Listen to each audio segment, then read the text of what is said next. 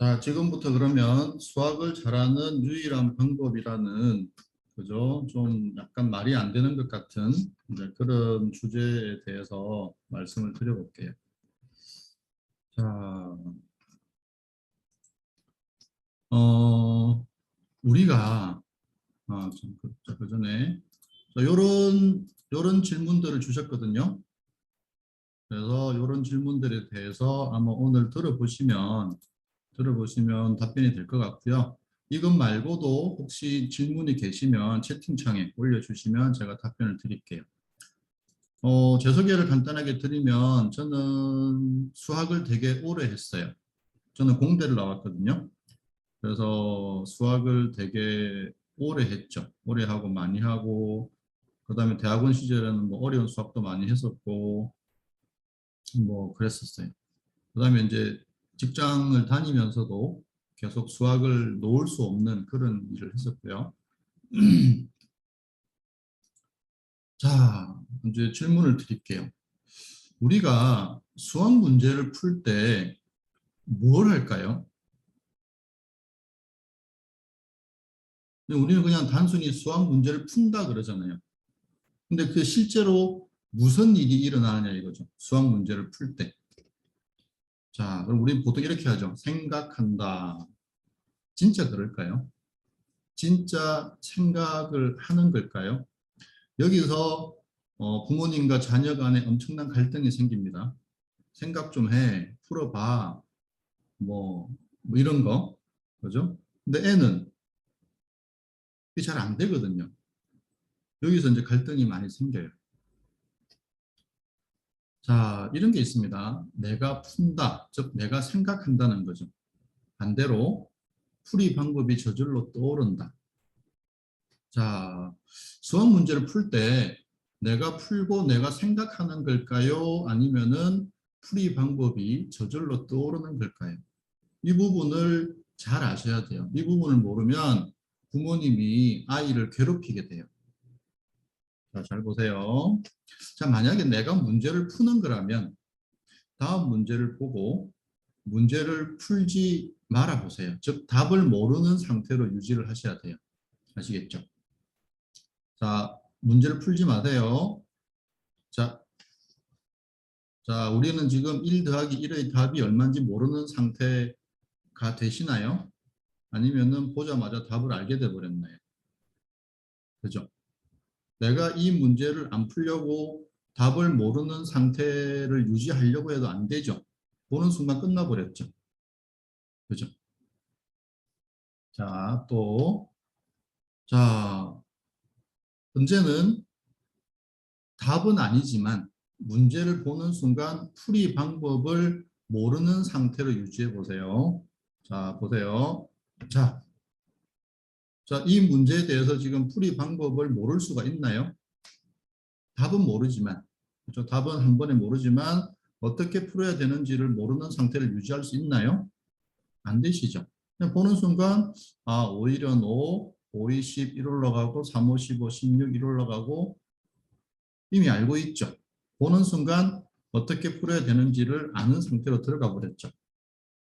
자, 그러면 왼쪽 문제를 보세요. 5, 4, 3, 1 곱하기 1, 2, 3, 4, 5. 자, 이걸 보시고 어떻게 풀어야 되는지를 모를 수 있나요? 자, 그 다음에 오른쪽 문제. 자, 이 문제를 보고 어떻게 풀면 되는지를 알 수 있나요? 내가 생각하면, 내가 원하면. 물론 풀 수 있는 분도 계시겠죠. 하지만 대부분의 경우는 다 잊어먹었을 거예요. 그죠? 고등학교 수학. 자, 그럼 오른쪽 문제를 보고 내가 원하면, 내가 생각하면 이 문제를 풀 수 있을까요? 안 되시죠. 자, 근데 놀라운 사실은 뭐냐면요. 우리는 이 문제를 보는 순간, 이건 어떻게 풀면 돼? 라는 생각이 들었다는 거죠. 또 오른쪽 문제에서 놀라운 사실은 뭐냐면요. 문제를 보는 순간, 이거 나 못 푸는데? 라는 생각이 들었다는 거죠. 자, 이게 대단히 중요합니다. 자, 그러면 다시 한번 해볼게요. 내가 문제를 푼다. 내가 생각해서 문제를 푸는 거라면 이 문제를 한번 풀어보세요. 이 문제를. 자, 이거는 수능에 나왔던 문제입니다. 자, 우리가 이 문제를 그냥 다 안 읽어봐도 되죠. 딱 보는 순간 이거 안 돼 라는 생각이 드시죠. 자, 그러면 이 문제를 보고 풀이 방법을 생각을 안 하는 걸까요? 생각이 안 나는 걸까요? 그죠? 안 하는 거면 한번 해보세요. 풀이 방법이 생각이 나는, 생각을 할 수 있는지. 안 되시죠? 그죠? 자, 그래서 제가 처음에 자, 이거를 말씀드렸었죠. 내가 푼다, 내가 생각하는 걸까? 아니면 풀이 방법이 저절로 떠오르는 걸까? 그죠? 근데 어떠세요? 풀이 방법이 저절로 떠오르거나 또는 모른다는 사실을 알게 되는 거죠. 근데 우리는 아이들이 어떻게 하냐면은 생각 좀 해, 집중해, 뭐 이렇게 얘기하죠. 전혀 엉뚱한 방향을 제시를 했던 거죠, 아이들한테. 그래 놓고 이제 수학을 뭐 안 한다, 못 한다. 사실은 애들은요, 누구나 잘하고 싶어 해요. 근데 잘 안 되니까 싫어하는 거거든요. 자, 그래서 우리가 애들이 이제 중학생들이 시험 보고 오면 선생님 뭐 몇 번은 쉬웠어요. 뭐 몇 번은 어려웠어요. 이렇게 얘기하거든요. 근데 그 쉽다, 어렵다의 기준이 뭐냐면요. 이런 거예요. 내가 문제를 탁 읽었을 때 답이나 풀이 과정이 저절로 생각나면 쉬운 문제고요. 답이나 풀이 과정이 저절로 생각 안 나면 또는 모른다는 사실을 알게 되면 그게 어려운 문제인 거죠. 그래서 학생에 따라서 쉽고 어려운 문제가 기준이 다르겠죠. 자, 그럼 보세요. 여기 중요한 거는 뭐예요? 내가 생각을 한 게 아니고 저절로 생각이 나는 게 핵심이라는 거죠. 자, 요거를 인식하셔야 돼요. 그죠? 그러니까 쉽다 어렵다의 기준은 내가 열심히 생각했다 안 했다가 아니고요. 저절로 생각이 난다 안 난다의 차이예요. 그죠? 그러면 이제 자녀에게 수학을 가르칠 때도 방향이 좀 달라져야 되는 거죠. 자, 그럼 이렇게 되는 겁니다. 제가 처음에 질문 드렸죠. 수학 문제를 풀 때 우리는 무엇을 하는 것일까? 생각하는 게 아니에요. 생각하는 게 아니고 그 문제와 관련해서 어떤 생각이 떠오르는지를 관찰하는 거예요. 1 더하기 1을 보고 생각한 게 아니죠. 1 더하기 1을 보는 순간 답이 2라는 걸 알게 됐죠. 다섯 자릿수 곱셈 5, 4, 3, 2, 1 곱하기 1, 2, 3, 4, 5를 보고 우리가 뭘 생각한 게 아니죠. 그죠? 이건 이렇게 저렇게 저렇게 하면 된다는 생각이 저절로 들었죠. 그죠? 근데 우리는 이제 아이들에게 수학을 이렇게 하죠. 생각 좀 해. 집중해. 뭐 이렇게 하죠. 근데 아이는 생각이 안 나는데요. 뭐 어떻게 해요? 엄마는 하라 그러고 자기는 생각이 안 나고 그러니까 이제 갈등이 생기죠. 네, 그런 문제가 생깁니다. 자, 그렇다면 우리가 수학 문제를 풀 때 생각을 하는 데 집중해야 할까요? 생각이 잘 나게 하는 데 집중해야 될까요? 당연히 생각이 잘 나게 하는 데 집중해야 돼요. 근데 자꾸 애한테요. 생각해, 집중해, 생각해, 집중해 그러면 뭐 좀 극단적인 경우에는 수포자 됩니다. 그죠? 전혀 다른 길을 제시를 한 거죠. 저절로 떠오르는 생각에 집중해야 되는데 자꾸 생각을 하라고 하니까 자기는 생각을 해보는데 안 되거든요. 그래서 이제 문제가 생기는 거죠. 그리고 이 습관이 결국 이제 부모님들이 좋아하시는 심화 문제 그리고 고등학교 수학은 좀 다릅니다. 보세요. 고1 때 배우는 게 이제 수상, 수하를 배우죠.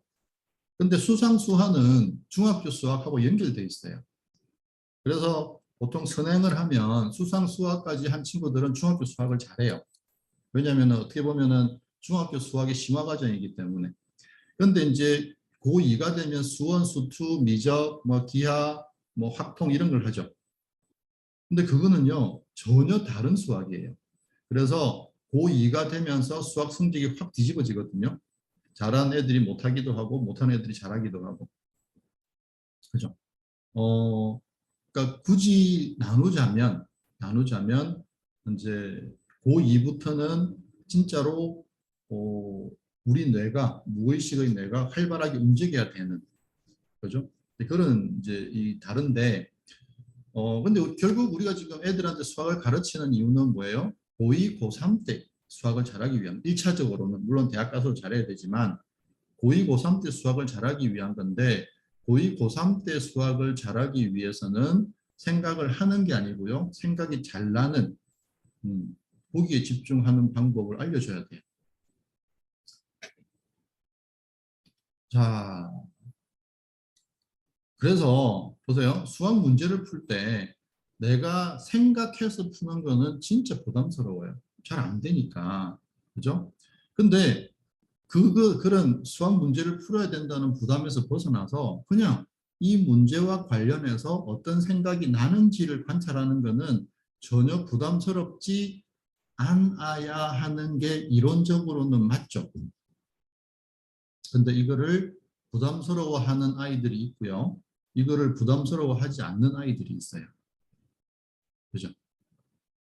그 이유는 그 아이가 어떤 경험을 했느냐가 상당히 중요해요. 그죠? 자, 다시 이 부분을 잘 이해하셔야 돼요. 수학 문제를 내가 스스로 생각을 해서 푸는 거는 되게 부담스러워요. 왜냐하면 수학 문제가 너무 많잖아요. 어려운 것도 있고 쉬운 것도 있고. 그런데 수학 문제가 어렵든 쉽든 그냥 나한테서 어떤 생각이 떠오르는지만 그냥 관찰하는 거죠. 즉 문제를 푼다 안 푼다에 대한 책임감이 전혀 없는 상태로. 그죠? 생각이 나면 푸는 거고 생각이 안 나면 안 푸는 거죠. 뭐 못 푸는 거긴 하지만. 자, 그러면 수학 문제를 풀 때 부담이 전혀 없죠. 생각이 안 나는 거니까. 그죠? 근데 일단은 첫 번째 우리가 해야 될 건 뭐냐면 저절로 떠오르는 생각을 관찰할 수 있어야 돼요. 자, 그래서 수학의 풀이 방법을 생각하는 것이 아니고 저절로 생각나는 것이라면 자, 자녀에게 한번 물어보세요. 자, 쉬운 문제는 생각을 하는 거야, 생각이 나는 거야 물어보면 초등학생들도 다 생각이 난다 그래요. 자, 그리고 어려운 문제는 생각을 안 하는 거야, 생각이 안 나는 거야 그러면은 아이들은 생각은 해요. 근데 생각이 안 나요 그래요. 그죠? 즉 쉬운 문제든 어려운 문제든 생각이 나는 거예요. 안다고 생각이 나고 모른다고 생각이 나는 거죠. 자, 보세요. 자, 수학 문제를 보는 순간 내 의지는 전혀 중요하지 않아요. 보는 순간 풀 수 있다, 풀 수 없다를 그냥 알게 돼요. 자, 1 더하기 1. 내 의지하고 상관없죠. 자, 지금 미분 문제를 본다고 생각해 보세요. 모른다는, 풀 수 없다는 사실을 알게 되죠. 그죠? 자, 보세요. 우리가 수학 문제를 읽었을 때 답이나 풀이 과정이 저절로 떠오르는 경우는 그냥 그때는 생각을 따라가면 돼요. 그죠? 자, 이거 보세요. 자, 이 문제. 자, 이 문제 생각을 한번 따라가 보세요. 내가 생각하는 게 아닙니다. 잘 보시면 이렇게 보면 5일은 5, 5, 20, 1 올라가고 0, 3, 5, 15, 1 올라가고 16 이렇게. 자, 이거는 내가 생각하는 게 아니고요. 생각이 나요. 만약에 내가 생각하는 거라면 이 문제를 보고 풀이 방법을 모르는 상태를 유지할 수 있어야 돼요. 그런데 안 됩니다. 우리는 이미 알고 있어요. 이 문제를 어떻게 풀어야 된다는 사실을. 중간에 더하기 빼기가 틀려서 답은 틀릴 수 있을지언정, 그죠?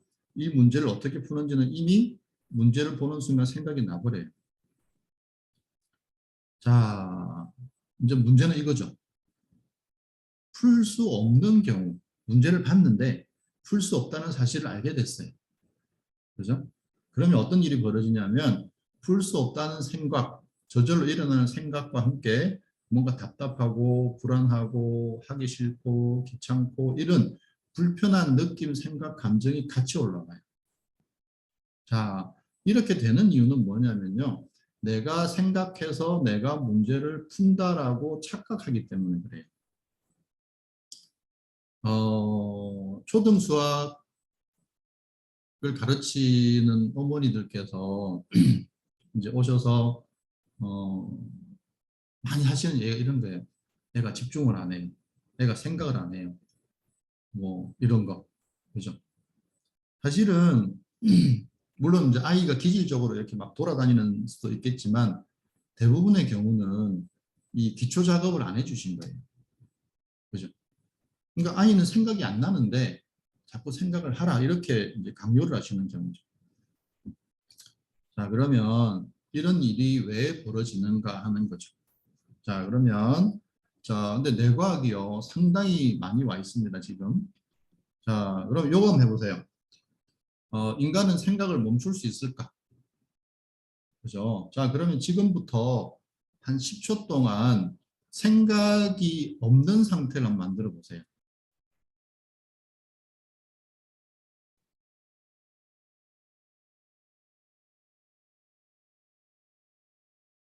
자, 잘 되시나요? 우리는 생각하고 싶지 않아도, 그죠? 어떤 생각들이 문득문득 나죠. 예를 들어서, 걱정이 생겼을 때, 너무 힘들어서 걱정을 그만하고 싶은데, 계속 걱정이 되죠. 그 이유가 뭐냐면, 생각이 저절로 일어나기 때문에 그래요. 자, 그러면, 제가 동영상을 하나 보여드릴게요.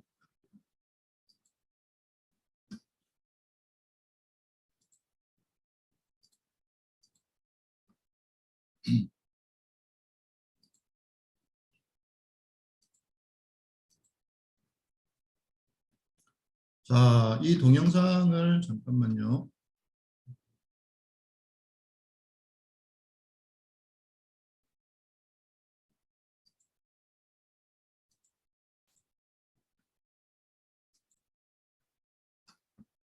자, 이 동영상을 제가 공유를 해드릴게요. 한번 보세요.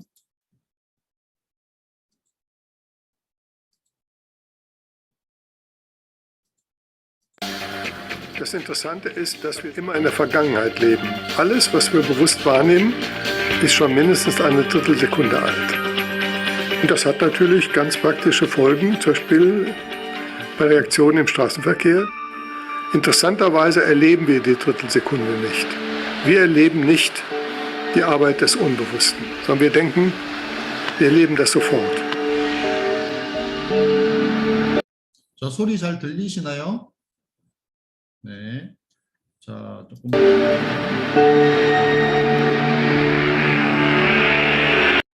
자, 뭐 이거 보신 분들도 계실 텐데 창고에서 축구공이 나오고 꼬마아이가 축구공을 쫓아서 나오고요. 여기 차들이 주차돼 있고 요 앞에는 도로예요, 도로. 그래서 여기 오는 차들이 이 주차된 차들 때문에 이 꼬마와 공을 못 볼 가능성이 많아요. 그랬을 때 이 여성의 뇌에서 어떤 일이 벌어지는가 하는 동영상입니다.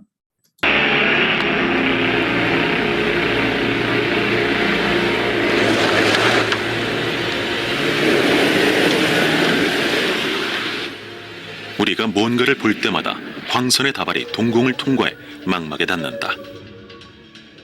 새로운 데이터가 시신경을 따라 질주하는 수백만 개의 신경 충격으로 부호화되고 0.05초 후에는 우리 의식이 문지기인 시상의 신경세포에 도달한다. 자, 0.05초 만에 뇌로 들어가죠. 비상시에 시상은 그 이미지를 머리 뒷부분에 시각 피질뿐 아니라 동시에 우리 머릿속의 비상단추인 편도체로도 전송해 즉시 우리가 행동에 나서게 만든다. 그리고 0.01초 후면 우리는 이유도 모르는 채 움직인다. 다음엔 무의식의 영역에서 그 이미지를 분해한다. 자, 무의식의 영역에서 지금 들어온 이미지가 뭔지를 결론을 내는 거예요. 이거는 뭐다 이렇게. 특수신경세포들이 색과 윤곽 등을 분석해 그 결과가 경험의 데이터베이스를 통과하게 한다. 자, 경험의 데이터베이스는 이제 우리가 해마라는 것, 해마. 그죠? 해마라는 것에 우리가 살아온 모든 경험들이 다 들어가 있대요. 그래서 그 해마가 딱딱해지거나 해마가 이렇게 작아지면 우리가 치매라고 해요, 치매. 그죠? 그래서 해마를 통해서 이게 뭔지를 알게 되는 거죠.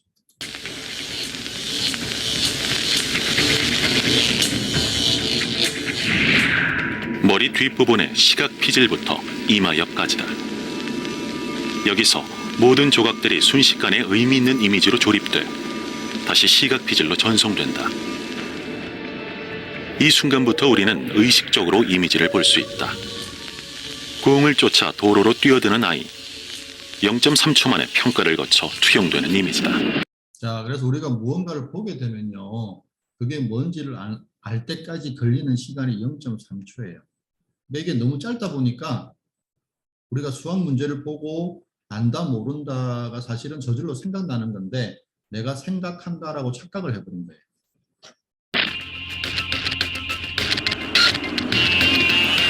그래서 마사는 때맞춰 아이를 붙잡을 수 있는 것이다. 오케이.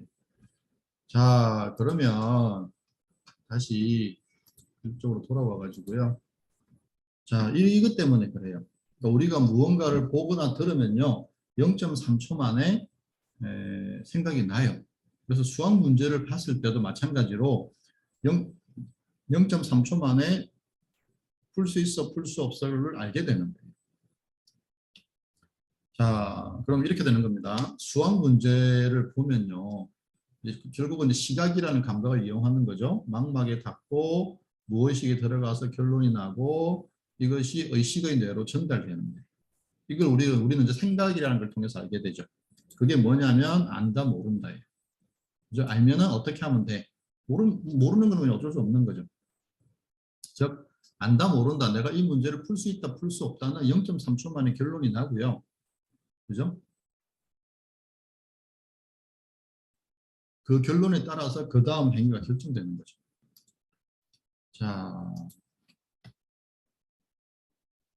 자, 이거예요. 이거. 그죠? 자, 이거를 우리가 정확하게 인식해야 돼요. 결국 자녀에게 수학을 가르치실 때도 사실은 자녀가 수학 문제를 보는 순간 끝났어요. 풀 수 있는지 없는지를. 그죠? 근데 그런 경우 있죠. 한참을 보다 보면 생각이 나는 경우. 그죠? 그때는 우리가 그 문제를 뭘 하죠? 계속 읽어보죠.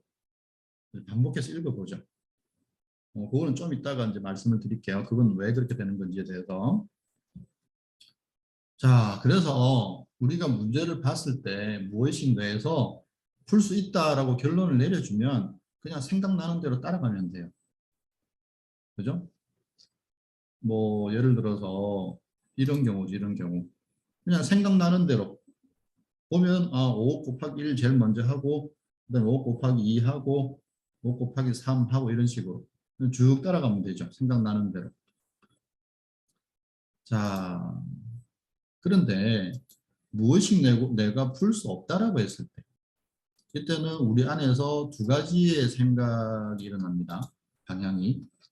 자, 첫 번째 모르겠다, 어렵다, 하기 싫다, 귀찮다 뭐 이런 생각들. 두 번째, 이거 어떻게 하는 거지? 내가 뭘 모르지? 어떻게 하면 되지? 이런 생각들. 이 생각이 두 가지 생각이 동시에 일어납니다. 그죠? 근데 어떤 아이들은 이쪽 생각 2번으로 가는 아이들이 있고 어떤 아이들은 생각 1번으로 가는 아이들이 있죠.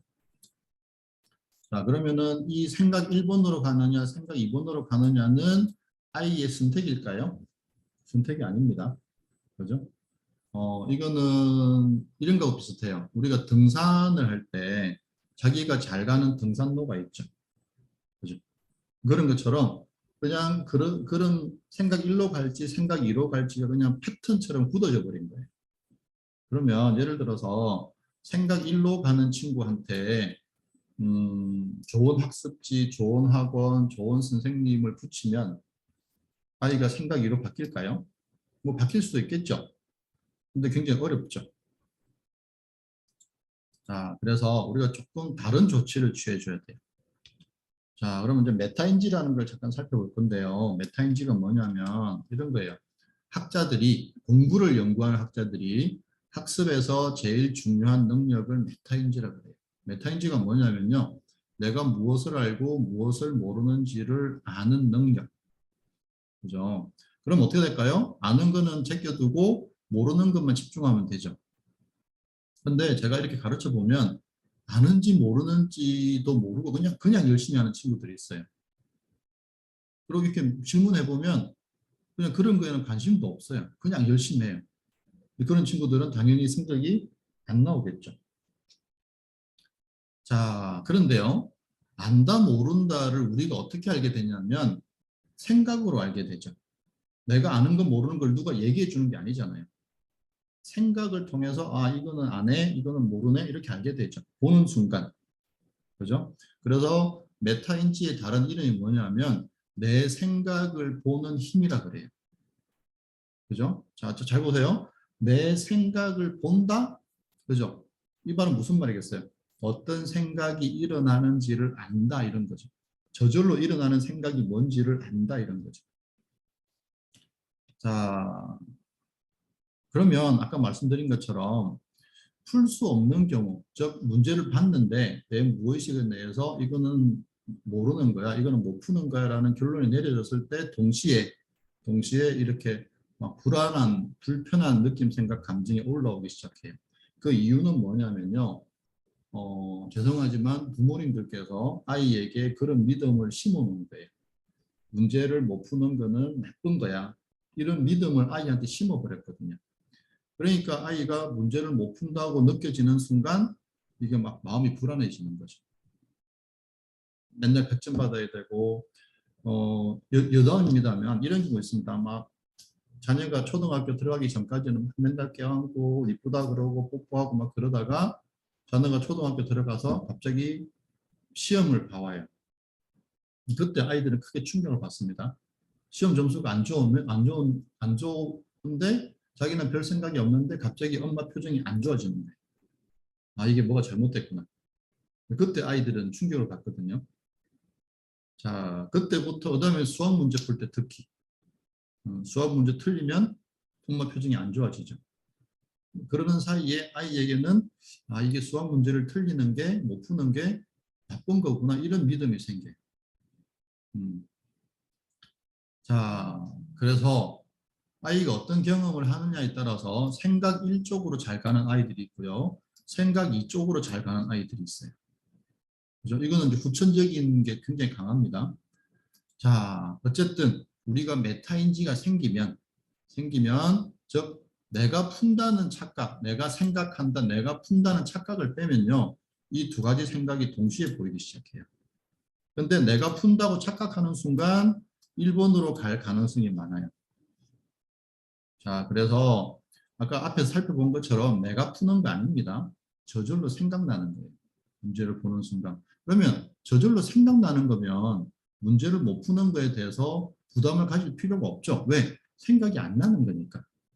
그죠? 이 부분을 분명히 인식하시고 자녀에게도 그걸 알려주셔야 돼요.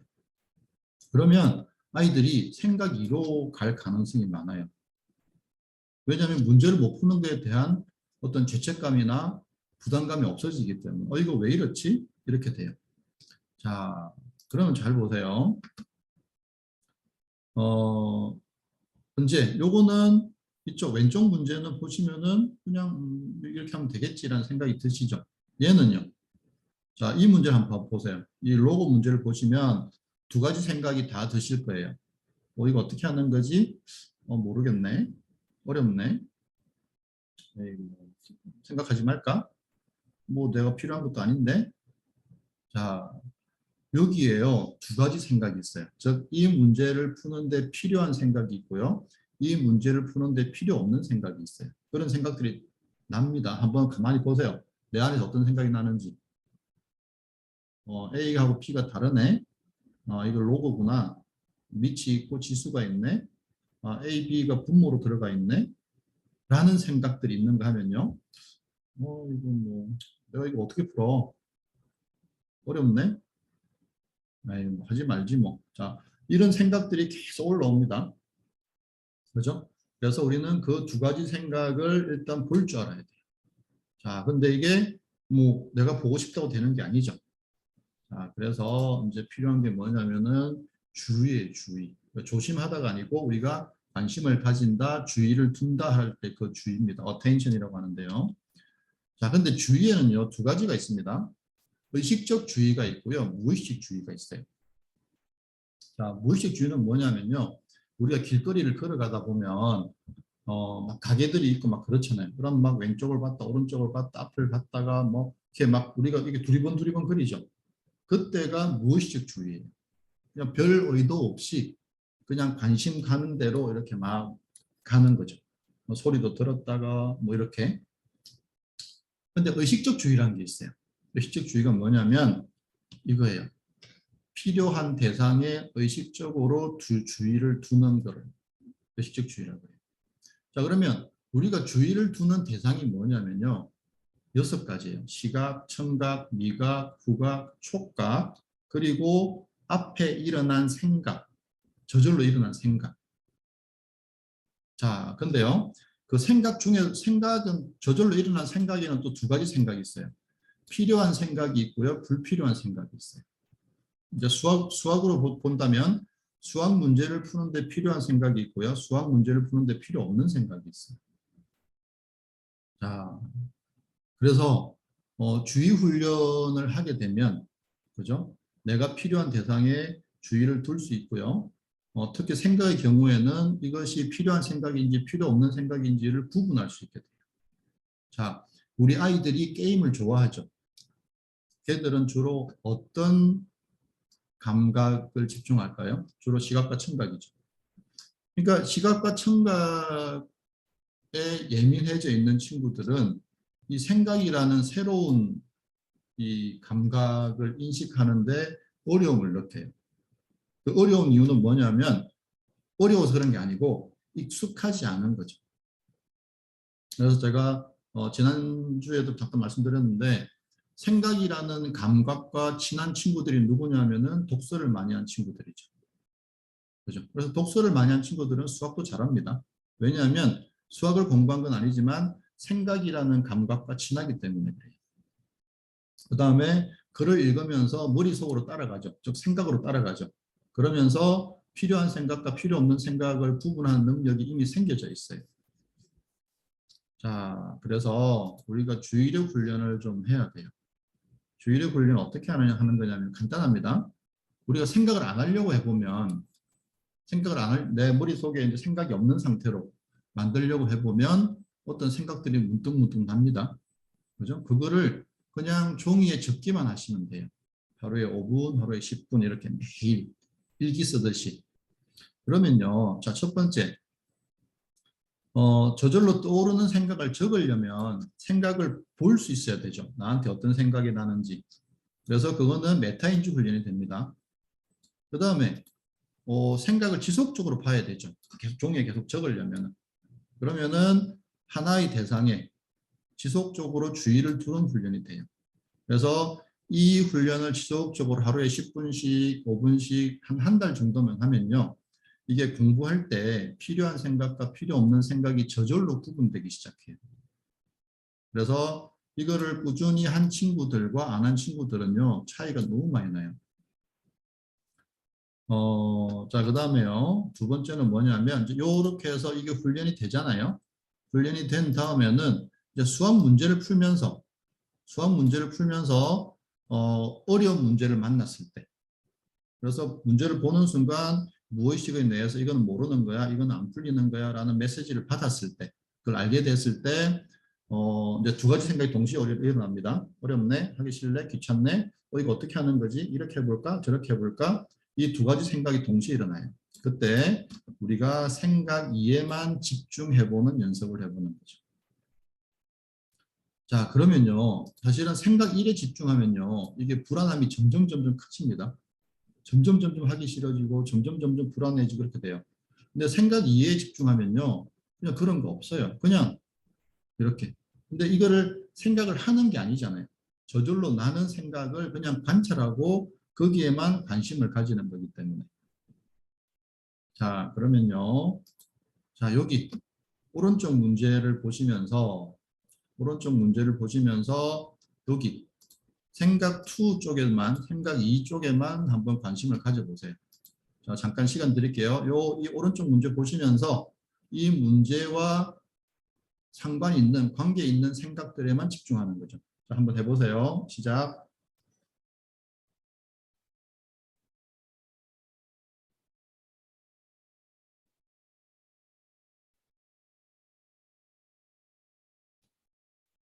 자, 해보시면 처음에 그걸 느끼실 거예요. 이 시선이 어디 한 군데 머물러 있지 않죠. 계속 왔다 갔다 하죠.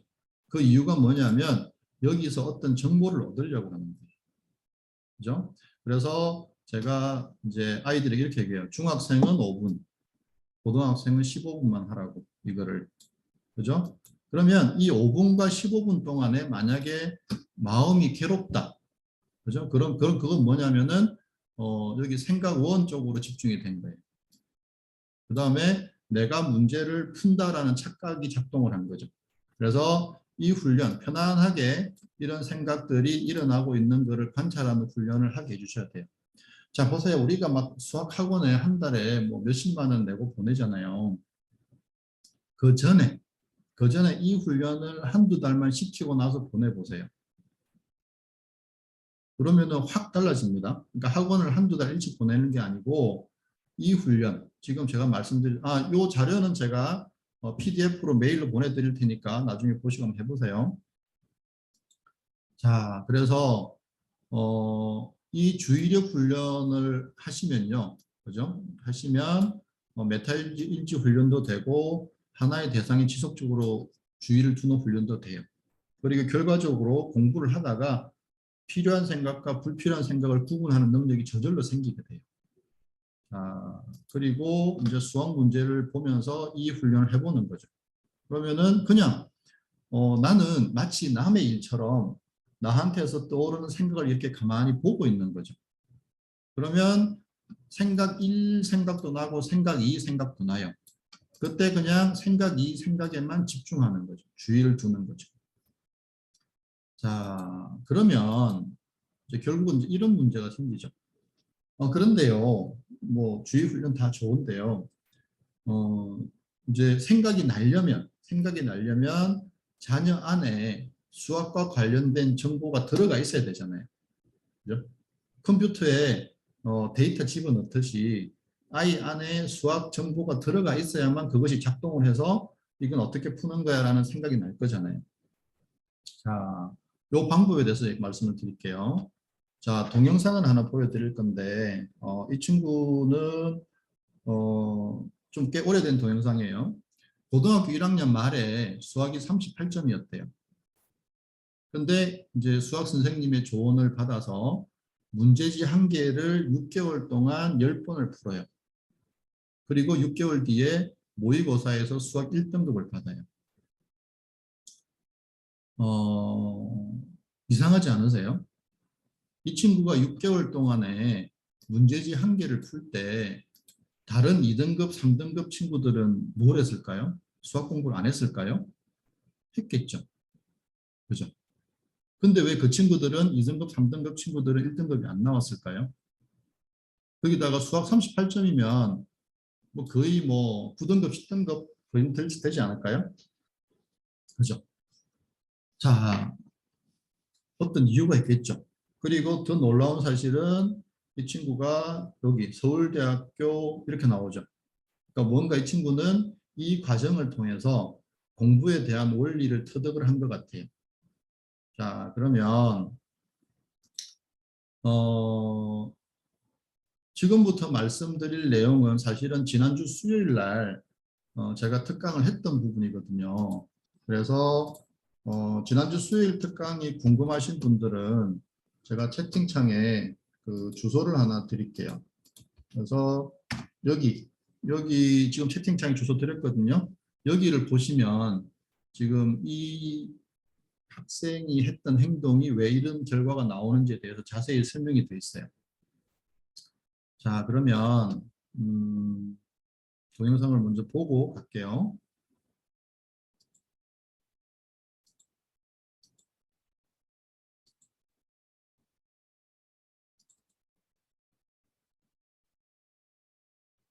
이래요. 나는 수학적 머리가 없는 것 같다.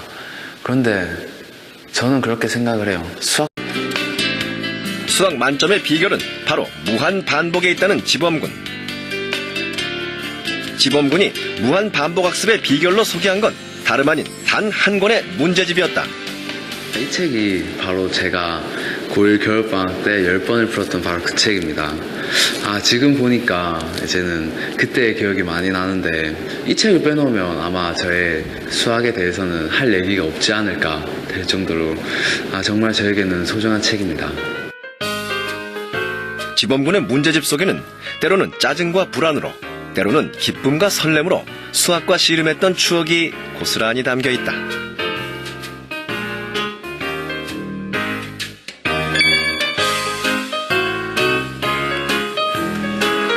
수학 선생님의 조언으로 한 권의 문제집을 선택해 10번을 풀기로 마음먹은 지범군. 하지만 첫 번째 풀이부터 난관의 연속이었다. 문제 하나를 붙잡고 아무리 고민해도 손도 대지 못하는 문제가 대부분. 자, 수학 38점이었으니까 뭐 손을 못 대는 건 당연하겠죠. 한 문제 한 문제를 푸는 것이 고역이었다. 처음 문제를 푸는데 제가 수학 성적이 보통 30점대, 40점대 이랬어 보니까 문제가 잘 안 풀리는 거예요. 진짜 문제는 많은데 그중에서 아는 문제는 몇 문제 없고 이러다 보니까 모르고 넘어가는 문제가 너무 많았어요. 그래서 그 문제를 한 문제라도 풀어보기 위해서 계속 고민을 하는데 모르겠으니까 계속 화는 나고 이제 이런 것도 못 푼다는 자괴감에 빠져서. 자, 이 친구는 아까 제가 말씀드린 생각 1로 빠진 거죠. 그죠? 정말 힘들었었죠. 몇 번이나 포기하고 싶었지만 지범군은 처음에 결심을 바꾸지 않았다. 끈기 있게 매달린 결과 지범군은 자신의 현재 실력을 정확하게 파악할 수 있었다. 문제집을 두 번째 풀 때까지도 정답지를 보지 않는 것은 지범군의 철칙이었다. 문제가 이기나 내가 이기나 두고 보자는 마음으로 문제 하나하나에 끈질기게 매달렸다. 하지만 문제집을 세 번째 풀 때도 채점 결과는 다르지 않았다. 자, 이 부분을 기억해 두세요. 문제지를 3번이나 풀었는데도 결과가 달라지지 않았다. 근데 사실은 이 과정이 엄청나게 중요합니다. 좀 이따 설명드릴게요. 모르는 문제는 여전히 모르고 틀리는 문제는 계속해서 틀리고 있었다. 그런 문제들이 절반이 넘었다. 혼자서 풀려고 하니까 너무 힘들더라고요. 자, 어쨌든 이 친구는 학원을 다니지도 않았고요. 가외를 하지도 않았습니다. 너무 힘들어서. 자, 이 친구가 힘들었던 이유는 뭘까요? 생각 1에 빠진 거죠. 그죠? 사실은 생각 1, 이 친구도 지금도 여전히 내가 푼다라고 착각하고 있는 상태입니다. 이제는 아무리 고민을 해봐도 왜 모르겠으니까 이제 그때부터 해설지를 보게 되었고 해설지를 보면서 이제 문제풀이 방법 같은 거를 몸에 익혔죠. 지범군은 정답지의 내용을 여러 번 읽어 풀이를 이해했다. 자, 여러 번 읽었다 그랬죠. 그러면 이해를 했을까요? 이해가 됐을까요? 이해가 된 겁니다. 그러고 나서는 정답지의 풀이대로 다시 한번 문제를 풀었다. 그래도 이해가 되지 않을 때는 정답지의 내용을 통째로 외우기까지 했다. 세 번째까지 풀자 처음으로 수학 한번 해보자는 자신감이 생겼다. 6번째 풀 때쯤 수학 실력은 눈에 띄게 달라져 있었다. 자, 신기하죠? 세 번째까지 하나도 더 추가적으로 풀리지 않던 문제가 3번을 더 풀었더니 거의 다 풀리게 된 거죠. 즉, 생각이 나는 상태로 들어간 거죠. 그죠? 신기하죠? 3번 만에. 6번쯤 풀다 보니까 저도 이제 문제가 거의 다 풀리다 보니 어느 정도 이제 그만해도 될 것 같은데 이런 생각이 들었어요. 자, 아이들이 여기서 이제 공부를 멈추죠. 뭐 보면 다 알겠으니까. 근데 이 상태로 시험 보면 점수 안 나옵니다. 이런 생각이 들어서 다른 문제집도 한번 풀어봤는데 목표한 10번을 채우지는 못했지만 다른 어떤 문제를 만나도 풀 수 있다는 자신감이 생겼다. 하지만 그 자신감은 자만심이었다. 분명히 어딘가에서 본 듯한 유형. 하지만 문제가 달라지니 속수무책. 자, 보고 아는 상태까지 간 거죠. 이었다. 그걸 보면서 내가 부족하구나. 아직은 조금 더 열심히 해야겠다. 이러면서 제가 원래 풀던 문제집으로 돌아와서 10번을 채워야겠다고 다시 결심하게 되었죠. 문제만 봐도 답과 풀이 과정이 선명하게 떠올라 말 그대로 문제집을 통째로 외운 상황이었지만 자, 문제만 보면 어떻게 풀어야 될지가 선명히 떠오르지만, 그죠? 여기서 우리가 한 가지 놓치는 게 있습니다. 그 속도가 다릅니다. 좀 무슨 말이냐면 이 문제지 전체를 푸는데 걸리는 시간이 7회, 8회, 9회, 10회로 갈수록 점점 짧아진다는 거죠. 이게 중요한 겁니다. 그죠? 지범군은 초심으로 돌아가 맞은 문제도 다시 보며 문제 유형을 완벽하게 익혔다. 한 권의 수학 문제집과 동고동락한 지 5개월째. 반신반의했던 10번 풀기. 그 결과는 대성공이었다. 제가 한 권의 문제집만 계속 풀고 있는 걸 보고 애들이 쟤 미쳤다고 뭐 하는 거냐고 진짜 쟤는 바보라고 시간만 낭비하고 있다는 얘기 진짜 많이 들었어요. 2, 3등급 애들이 이렇게 얘기했겠죠. 그죠? 그런데 그걸 들으면서도 그냥 제 소신껏 해야겠다는 생각에 계속 했었고, 그래도 친구들이 계속 그러니까 좀 힘들 때도 많았거든요. 그런데 이제 모의고사에서 1등급 딱 찍고 나니까 그때부터 이제 친구들이 인정을 하기 시작하더라고요. 그 방법이 괜찮았다고. 자, 그러면 왜 이런 일이 벌어졌냐 하는 거를 우리가 이제 알아야겠죠.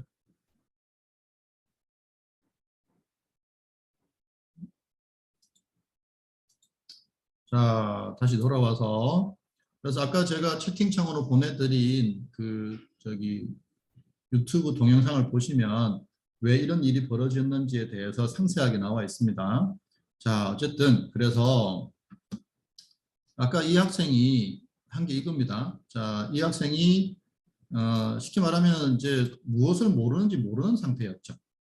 그죠? 수학 문제에 대해서. 그런데 3번을 보고 나면 아는 거는 하나도 안 늘었는데 이제 이 친구가 3번 볼 때까지 추가적으로 풀리는 문제가 거의 없었죠. 근데 이때 제일 중요한 변화는 뭐냐면요. 무엇을 모르는지 모르는 상태에서 무엇을 모르는지 아는 상태로 옮겨갔다는 거죠. 이 부분이 대단히 중요하고 이때 시간을 충분히 줘야 되는데 부모님이 보시기에는 애가 시간이 지나도 단 한 문제도 추가적으로 못 푸니까 막 이렇게 닥달을 하는 거죠. 그게 아니고 아이가 무엇을 모르는지 모르는 상태에서 무엇을 모르는지 아는 상태로 올라갈 수 있는 시간을 충분히 주셔야 돼요. 자, 그 다음에 이 친구가 3번에서 6번을 딱 되니까 어떻게 됐죠? 거의 다 풀 수 있는 상태가 됐죠. 그죠? 자, 그러면 이 친구가 한 건 뭐예요? 그냥 3번 더 본 거죠. 근데 갑자기 풀 수 있는 문제가 확 늘었죠. 그런데 뭐예요? 보면 아는 상태. 즉 저절로 생각나는 상태는 아닌 거죠. 그러니까 이 친구는 즉 뭐냐면 그 상태가 이런 상태예요. 안다고 내가 문제를 풀 수 있다고 착각하는 상태인 거죠. 근데 그때 시험 보면 어떻게 돼요? 뭐 80점, 뭐 85점, 90점 이렇게 나오겠죠. 거기서 더 가야 돼요. 그 친구가 7회, 8회, 9회, 10회로 가면서 푸는 속도가 점점 빨라진 거죠. 무슨 말이냐면 머릿속에서 이 움직이는 게 한 문제에 대해서 이 생각의 속도가 무지하게 빨라진 거죠. 그랬을 때 이 쉽게 말하면 심화 문제, 그 다음에 그 문제에 대한 응용력이 확 늘어나기 시작해요. 그러면은 이제 문제를 봐도 풀이 과정에 막 떠오르는 저절로 생각나는 상태로 들어가는 거죠. 자, 그리고 이렇게 하면 우리 뇌에서는요, 엑손이라는 것과 마일린이라는 게 있습니다. 엑손은 뇌신경이고요. 마일린은 뇌신경을 보호해주는 피막 같은 거예요. 그래서 우리가 무언가를 반복해주면 이 엑손과 마일린이 두꺼워져요. 그래서 저절로 생각나는 상태로 들어가는 거죠. 자, 그러면 이제 조금 다른 얘기 해볼게요. 스웰러 실험이라는 게 있습니다. 이런 거죠. 문제를 많이 풀게 할 거냐, 아니면 풀어놓은 문제를 많이 읽어보게 할 거냐. 그랬더니 문제를 많이 읽어본 학생들의 성적이 훨씬 높았다는 거죠. 그러니까 이제 중국 공산국가일 때인 것 같아요. 중국 심리학자하고 미국 인지과학자하고 실험을 해요. 그래서 3년 정규 과정을 통과한 이제 배운 일반적인 고등학생들이겠죠. 그 다음에 그냥 2년 동안 문제풀이만 계속 읽게 한 거죠. 그랬더니 이 친구들이 1년 먼저 1년 적게 공부하고도 시험 통과 비율은 더 높더라는 거죠. 자, 우리가 수학을 공부하는 방식이 있죠. 개념을 공부하고 유형을 풀어보고 그런데 어떤 친구는 잘 나오고 어떤 친구는 안 나오죠. 그죠? 그 절차에서 무언가 조금 추가해줘야 되는 것들이 있는 거죠. 자, 그럼 보세요. 수학 개념 잡기. 자, 요거는 그냥 저희 학원에서 있었던 일이에요. 이 친구한테 중학교 1학년 1단원을 그냥 읽어보라 그랬어요. 그랬더니 이 친구가 처음에 1회 할 때 6분 10초가 걸렸고요. 33% 정도 주관적인 기준입니다. 33% 정도 이해된다 그랬어요. 그래서 그냥 이해되는 것만 읽어봐. 이해 안 되는 건 그냥 넘겨.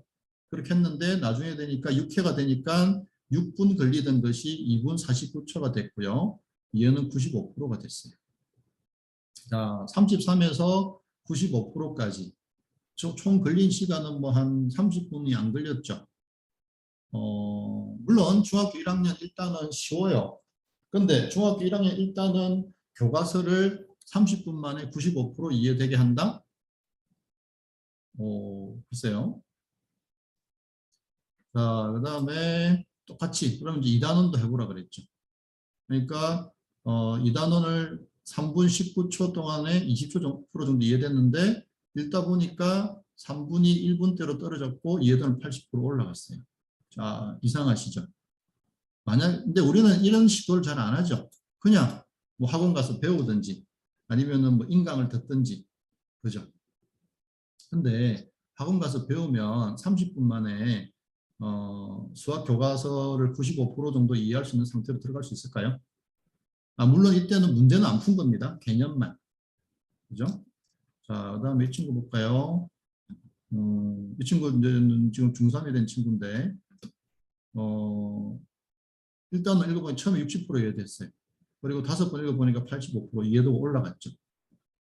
마찬가지 2단원. 처음에는 50%였는데 나중에 95%까지 올라갔죠. 95%라고 학생이 적었다는 것은 거의 다 이해된다는 얘기죠. 자, 그러면 중학교 2학년 2단원을 95% 이해시키려면 시간이 얼마나 걸릴까요? 이 친구는 한 3, 40분 썼네요. 그죠?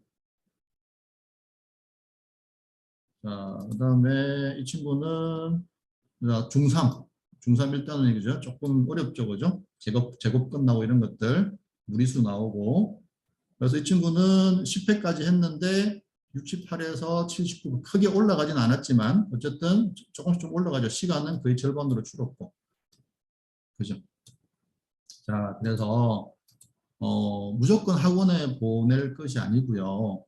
주의 훈련을 시키고 그 다음에 이해되는 것만 이해하면서 1년 연습을 시켜주는 거죠. 자, 이렇게 훈련된 친구들은 고등학교 가서 수학을 잘할 수밖에 없겠죠. 그렇죠. 일단 보세요. 고등학교 수학은 어떤 분이 분석한 걸 보니까 고등학교 수학은 개념만 3,000가지래요. 그러면 3,000개를 학원에서 배우면 3년 내내 수학 학원만 다녀야 될 거예요. 영어는 하나도 못하고. 결국은 고등학교 수학을 잘하려면 자기 스스로 한 7, 80%는 해결을 해야 돼요. 그 다음 20, 30%를 뭐 인강이나 학원이나 이렇게 이제 처리를 해야 되는 거거든요. 아니면 스스로 처리하든지. 자, 그래서 이제 중학생들한테 이렇게 했죠. 이해하려고 하지 말고 이해되는 것만 읽어라. 자, 이 부분은 아까 제가 보내드린 그 유튜브 동영상을 보시면 왜 이렇게 하는지 이해되실 겁니다. 그 다음에 이해 안 되는 거는 대충 읽어라. 그죠? 그 다음에 한 5% 빨리 읽어라. 그랬더니 아이들이 처음에 10에서 30% 걸리던 게 85에서 99까지 올라갔어요. 한 학기 전체가. 한 학기 전체 수학이. 그리고 시간은 뭐 개인차가 있지만 6시간 한 10시간 정도. 그죠? 그러니까 하루 정도면 한 학기 이 개념 정리가 다 끝나는 거죠. 그리고 아이들이 이걸 한 다음에 이제 학교 가서 이렇게 얘기를 하는 거죠. 수학 시간이 어렵지 않다. 수업 시간에는 모르는 게 없다. 뭐 이렇게. 그죠? 자, 그러면 이렇게 말씀을 드릴게요. 제가 학생들한테 어떻게 중간이나 기말고사 준비시키는지 한번 보세요. 일단은 뭐 기본적인 공부는 돼 있겠죠. 시험 공부까지. 그 다음에 이제 기출 문제를 줘요. 근데 제가 얘기하는 게 있어요. 풀 수 있는 것만 풀어 그래요. 그럼 아이들이 부담이 별로 없겠죠. 보는 순간 아니까 풀 수 있다 없다를. 그 다음에 틀린 문제를 다 보고 이해하라 그래요. 그런데 이해할 수 있는 것만 하라 그래요. 이해할 수 없는 건 이해하지 마, 그러니까 보지 마라 그래요. 그리고 이 1, 2, 3번을 2번, 3번이겠네, 그죠? 2번, 3번을 반복해요. 그러면 신기하게도요, 어떤 일이 벌어질까요? 이런 일이 벌어져요. 이런 일이. 점점 이해되는 문제가 늘어나요. 그렇게 해서 이제 이걸 반복하다가 이제 뭐 시험 전날이나 시험 전뜬 날은 그냥 틀린 문제만 빠르게 체크해요. 이게 저희 학원에서 하는 시험 준비에 다예요. 별거 없지만 사실은 이 안에 지금까지 제가 말씀드렸던 모든 이론적인 베이스가 다 들어가 있는 거예요. 그래서 지난번도 그렇고 이번도 그렇고 저희 학원 아이들은 전부 90점 이상 받았거든요. 여기 어제 어떤 어머니께서 보내주셨어요. 뭐 외람되지만 이 친구는 다른 건 다 뭐 이렇게 안 좋아요, 성적이. 근데 어쨌든 수학만 지난번도 그렇고 이번도 그렇고 90점을 넘겼어요. 자, 그러면 잘 보세요. 이제 이게 오늘 말씀드릴 마지막 페이지인데요. 자, 수학을 잘하게 만드는 방법은 뭐냐면요. 내가 문제를 푼다, 내가 생각한다라는 자세로 들어가면 안 돼요. 왜? 실제로 그게 아니기 때문에. 그죠? 내가 생각한다면, 내가 문제를 생각해서 푼다면 우리는 1 더하기 1의 답을 모르는 상태를 유지할 수 있어야 돼요. 안 되잖아요. 내가 생각한다면 미분 문제를 보고 풀 수 있어야 되잖아요. 안 되잖아요. 그죠? 수학은요, 그냥 보는 순간에 풀 수 있다, 없다가 그냥 결정 나버리는 거죠. 그죠? 근데 이제 순간적으로 결정 안 나는 건 뭐냐면 이런 거예요. 문제를 반복해서 읽다 보면, 그죠? 좀 그러니까 반복해서 읽는다는 행위는 뭐예요? 감각하는 거죠. 그러다 보면 무의식에서 저장을 해서, 생각이 나는 경우가 있죠. 그때 우리가 하는 행동이 뭐냐면은 그냥 문제를 반복해서 읽는 것밖에 없어요. 자, 그래서, 문제는 이렇게 하면 안 돼요. 자녀에게 생각해봐. 집중해봐. 좀 더 풀어봐. 그거는 아이를 자꾸 이렇게 벼랑으로 내모는 거와 똑같아요. 그렇게 하지 말고 아까 말씀드렸던 주의력 훈련을 시켜주세요. 그냥 자녀하고 앉아서 그냥 생각나는 걸 그냥 적어보는 거죠. 5분, 10분씩. 그렇게 해서 한 4주 정도만 하면요. 아이가 생각이 난다는 게 뭔지를 알게 돼요. 그리고 이렇게 수학 문제를 보면요. 어떤 생각들이 나요. 쉬운 문제는 그냥 문제를 보는 순간 폭 생각나거든요. 근데 중요한 건 뭐냐면 그것이 생각난다는 것을 인식할 수 있어야 돼요. 그죠? 근데 그것이 여전히 내가 생각하는 거야 라고 하면 아직 주의력 훈련이 부족한 거죠. 생각이 나는 걸 인식할 수 있다는 건 뭐예요? 메타인지가 좋아졌다는 거죠. 그리고 그러면은 이제 무의식의 뇌에서 이제 어려운 문제를 만났을 때, 즉 보는 순간 어떻게 푸는지 모르는 문제를 만났을 때 2가지 얘기를 해요. 무의식에서. 하나는 어렵다, 하기 싫다, 귀찮다, 모르겠다. 하나는 이거 어떻게 하는 거지? 책을 찾아봐야 되나? 이렇게 하면 어떨까? 저렇게 하면 어떨까? 이 2가지 생각이 동시에 나는 거죠. 근데 이 생각을 내가 하는 거면, 그죠? 막 괴로워하고 힘들어야 되지만 저절로 나는 거면, 그죠? 하기 싫다, 귀찮다 이런 생각에 주의를 보낼 필요가 없죠. 어떻게 하지? 이렇게 하나, 저렇게 하나? 거기에만 주의를 보내는 거죠. 그럼 어떻게 되죠? 우리 뇌에서는 액손과 마이린이 두꺼워지고 튼튼해지기 시작하죠. 그리고 이렇게 해서 시간이 지나면 당연히 수학을 잘할 수밖에 없는 거죠. 왜? 보는 순간 생각나는 내용이 점점 많아지니까. 그리고 개념을 잡을 때는 일단 학원이나 뭐 어디 보내시더라도 일단 리딩을 통해서 스스로 이 이해도를 높여가는 훈련을 시켜주셔야 돼요. 왜? 궁극적으로 지금 고등학교 수학을 잘해야 되잖아요. 그죠? 계속 앉아서 수동적으로 누가 알려주는 것만 가지고 정리하는 게 아니라 스스로 정리할 수 있는, 스스로의 힘으로 책에 있는 개념을 내 거로 만드는, 근데 그 과정이 힘들지 않은, 그냥 반복해서 이해되는 것만 읽었을 때 점점 내가 아는 것이 많아지는 경험, 이런 것들을 하게 되면 아이들이 자신이 생기는 거죠. 자, 그 다음에 요거는 사실은 이제 지난주 수요일 강의하고 상관이 있는데요. 이런 겁니다. 우리가 이제 몰입이라는 게 있잖아요. 몰입이라고 하는 거는 말 그대로 이제 몰입 집중이 된 상태인데, 이거는 뭐 내 의지대로 되는 게 아니죠. 근데 이게 왜 그러냐면요. 우리 뇌는요, 하나의 대상에 집중할 때, 즉 하나의 대상의 주의를 유지하고 있으면 처리 효율을 올려버려요. 그래서 이제 몰입을 유도할 때는 이렇게 하면 돼요.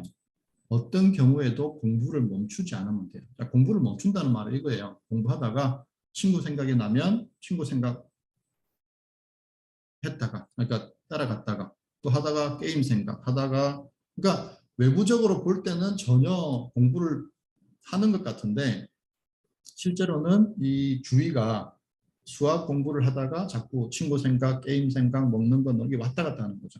그래서 주의 훈련을 통해서 그런데 끌려가지 않고 그냥 하나의 대상, 뭐 수학이면 수학, 영어면 영어 쭉 하다 보면 이런 일이 벌어져요. 아이들이. 이거는 몇 주 전에 저희 학원에서 이제 몰입 훈련한 친구들이거든요. 아이들이 이런 얘기들을 해요. 네. 그래서 주의 훈련을 시켜주고 공부할 때 절대 그 수학이면 수학, 영어면 영어 여기서 주의를 떠나지 않게, 특히 잡생각으로, 불필요한 생각으로 주의를 떠나지 않게만 해주면 그냥 훅 빨려 들어가요. 몰입되는 상태로 들어가 버리거든요. 오케이. 자, 그래서 요 자료는 제가 PDF로 보내드리겠습니다. 그래서 여기까지 하고요. 지금부터 이제 Q&A 시간을 잠깐 가질게요.